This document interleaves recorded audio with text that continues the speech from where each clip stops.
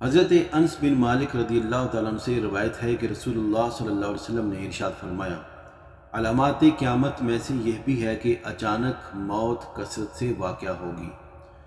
گزشتہ زمانہ میں آدمی موت کے بعض علامات کو محسوس کرتا تھا اور کچھ عرصہ بیمار رہ کر یہ جان لیتا تھا کہ یہ مرض الموت ہے۔ اس طرح وہ وصیت لکھ لیتا،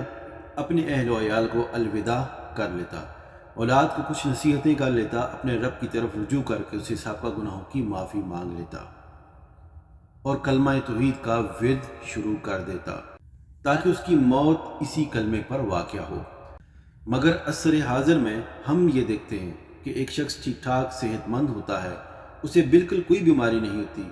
مگر اچانک اسے دل کا اٹیک ہوتا ہے یا رگوں میں خون جم جانے کی وجہ سے وہ مر جاتا ہے، یا اسی نوعیت کی دیگر حوادث و عوارض کے باعث ہم اس کی وفات کی خبر سن لیتے ہیں۔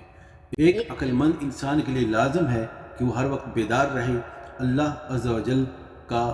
ذکر کرتا رہے، موت اور اللہ کی ملاقات کا سامنا کرنے کے لیے ہمہ وقت اللہ کا اطاعت گزار رہے۔ آمین۔